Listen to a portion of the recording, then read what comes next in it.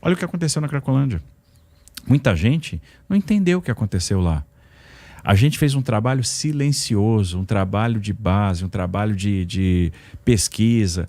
A gente pesquisou muito a literatura. Como é que Frankfurt, Lisboa, como é que Nova York lidaram com cenas abertas de uso? Qual é a aliança de política pública que a gente tem que fazer? Política de segurança, política de habitação, a política de desenvolvimento social, a política de um grande investimento, um investimento que seja notável, né? O acolhimento das pessoas, dos dependentes químicos, a política de saúde. Então a gente começou a atuar lá. Nós não íamos ter um bom resultado lá, o sucesso, se a gente não tivesse cadastrado todo mundo, porque se eu não conhecer a história de cada um, para dar o tratamento que cada um precisa ter, eu não vou resolver o problema. Nós fizemos um banco de dados de todo mundo que frequentava o fluxo. E a gente começou a cruzar esse banco de dados com informações, com bases de dados, para entender quem é que está lá. O que essa pessoa já fez? Vamos cruzar com a base de dados do CAGED para saber qual é a história de vida dessa pessoa, de que estado ela veio, de onde que ela veio, o que ela fez.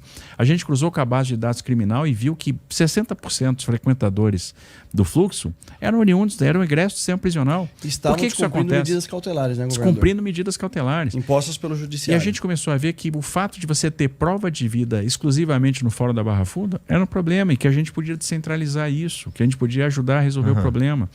A gente começou a nos perguntar qual é o business por trás da Cracolândia. Porque se a Cracolândia existe há tanto tempo, o business não é a venda de pedra de crack para o dependente químico. Tinha outro business. E aí o business era imobiliário. A turma movia o fluxo de acordo com o interesse na desvalorização dos imóveis. Desvalorizava os imóveis, comprava negócios para operar negócios de fachada. A pousada, o restaurante, o hotel, o ferro velho, a reciclagem. E aí você começava a ver quem são esses caras que estão por trás desse negócio. E aí você vê que aquele hotel está no nome de um beneficiário do Bolsa Família, mas está movimentando 200 milhões de reais por ano.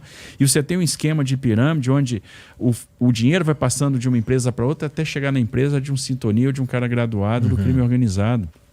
Qual é o papel que a favela do Moinho realizava ali como bunker, como centro de distribuição de droga no centro de São Paulo? Qual é a eficácia de você fazer a operação com cão? A gente foi aprendendo isso tudo ao longo do processo. Quais são os códigos, né? Eu preciso retirar o cachimbo da pessoa, porque senão ela entende que ela pode continuar consumindo. Mas como que eu faço isso? Como que eu faço essa abordagem? Nós abrimos, as pessoas às vezes não sabem disso, 40 casas terapêuticas. Nós abrimos vagas para atender os dependentes químicos, para dar o direcionamento correto. Fora o hub, né, governador? A gente mudou a abordagem terapêutica quando a gente fecha o CRATOD, que era o Centro de Referência de Álcool e Outras Drogas, e cria o hub.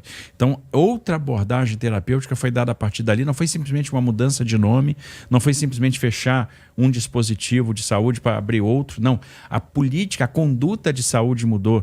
E isso a gente foi aprendendo com o tempo. E 2 anos e meio depois, a gente pôde celebrar o fim daquela cena aberta. E a gente disse, quando a gente fez a Operação Downtown, quando a gente fez a Operação Saúde e Dignidade, por isso que eu falo, tem uma constância de propósito. Você quer resolver o problema, você vai resolver o problema. A gente dizia, se você está atacando a logística aqui de forma estrutural, o que a gente pode esperar? Nós falamos isso lá atrás, no ano passado. A desidratação contínua da Cracolândia. A desidratação contínua do fluxo. E foi o que aconteceu. E um dia o pessoal se surpreendeu. A imprensa descobriu que a Cracolândia não tinha mais ninguém, que o fluxo estava vazio numa segunda-feira. E ela estava vazia desde a quinta. Né? Porque a gente não falou nada. Trabalho constante. Trabalho com constância de propósito. É complicado. Eu não quero puxar o saco não, entendeu? Mas de fato... Mas tem muita estratégia envolvida. Tudo isso que o governador está falando... Isso foram horas e horas de planejamento operacional e a gente entendendo e falando, olha, o bunker é a favela do Moinho. Nós temos que entender quais empresas estão lavando o dinheiro do tráfico da Cracolândia, não só da Cracolândia, do PCC de forma geral. Nós fechamos por ordem judicial essa operação Downtown, foi a que o DENARC realizou 1 ano de investigação para descobrir todo esse ecossistema e principalmente o fluxo financeiro da lavagem de dinheiro. Nós fechamos por ordem judicial 78 hotéis e hospedarias. E temos 210 milhões de reais bloqueados na justiça porque o Poder Judiciário determinou o bloqueio de até 5 milhões nas contas. Então eram hotéis com 3, 4 quartos, aqueles hotéis extremamente simples, né, aquelas hospedarias, que tinham uma tripla função. Armazenar droga, a grande quantidade de favela do Moinho. Vou te dar a logística. 1 quilo de pasta base vinha da Bolívia. O que é $1.000? $1.000. É vendido aqui no Brasil, que é o segundo maior consumidor de cocaína do mundo, infelizmente, a cerca de $5.000. E no tráfico internacional, ele vai para a Europa, Ásia e África, pode chegar a custar entre 50 até $90.000 o quilo da pasta base. Só que esse caminho... Tá lucro, hein? Pô, Se Pois existisse um produto assim ilícito, né? Não existe. Não existe. É por Nem isso o ouro. que dá tanto dinheiro, por isso que eles se infiltraram em vários negócios em tese lícitos. Porque eles têm pra que fazer poder isso. lavar esse dinheiro, que esse grande volume de dinheiro que eles têm no tráfico internacional. Agora, quando eles estão entrando num negócio lícito, eles também não cumprem a regra do jogo e vão matando a concorrência. Quem cumpre a regra do jogo. Eles matam a concorrência. Eles vão destruindo o setor de combustível lícito, eles vão destruindo os setores regulares da economia. E por isso que a gente tem que olhar isso com muito cuidado. E ainda mais num setor como o de combustíveis, a gente consegue ficar sem combustível? Não. Eu participei de um fórum, uma palestra com o setor, semana retrasada em Campinas, um evento da Recap, e eles falavam, eu sou proprietário de um produto que eu não preciso anunciar meu produto, porque é um item essencial. Ele vai ter que parar no posto de gasolina para comprar o combustível. E quando o crime organizado se infiltra num setor como esse, que é um setor essencial, como é o setor da saúde, como é outros setores, é muito prejudicial para a sociedade. Mas na região da Cracolândia, 78 hotéis e hospedarias, são hotéis que tinham a tripla função de armazenar droga, que vinha Bolívia, Baixada Santista, fazia o refino, a mistura, né? Vinha para o bunker, que era a favela do Moinho, e distribuía nesses 78 hotéis, hospedarias, ferros velhos. Ali ele fornecia espaço para o usuário, armazenava droga e o principal, depois de um ano de investigação, usava o CNPJ para lavar o dinheiro. Hotéisinhos simples que faturavam 15, 20 milhões por mês. Entendi. Então não existe, não tem cabimento. Daí essa cadeia de CNPJ para CNPJ chegava até um indivíduo chamado Léo do Moinho, que era o líder da favela do Moinho. Por isso que ele ficou preso pela rota em Mongaguá. E daí, depois dessa investigação, continuamos as investigações. A irmã dele, presa, chamada Alessandra Moja, presa depois, recentemente, na comunidade também, na favela do Moinho. Aliás, ela que fazia manifestações públicas contra... Eu nunca vi isso. É inimaginável. Ela era contra o governador Tarcísio de Freitas. Dá para a população uma casa própria. Aquelas pessoas estão sem atendimento habitacional. E o que eu falo? Você vai ser efetivo se você conseguir fazer aliança de política pública. Ali, você tinha as pessoas morando comprimida entre duas linhas de trem, num local insalubre, num local que já teve incêndio, foram 3 incêndios lá. E, às vezes 5, 6 casas compartilhando um único banheiro.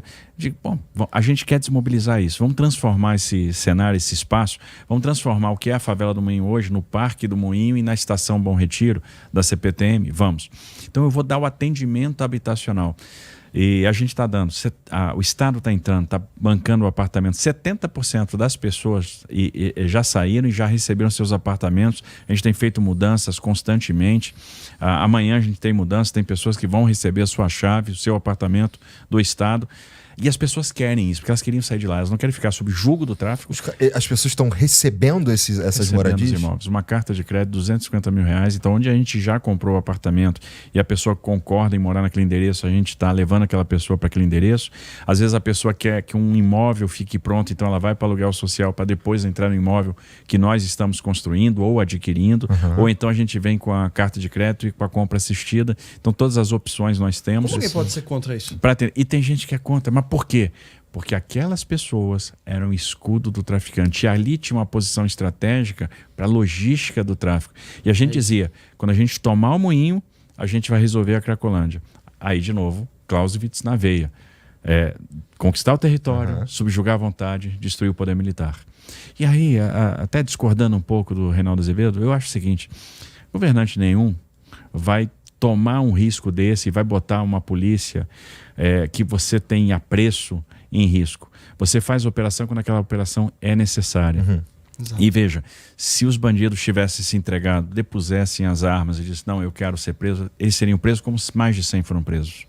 Né? E no final, a sociedade, o Estado precisa dar resposta. O Estado não pode ser mais subjugado, não pode ter áreas dominadas pelo crime.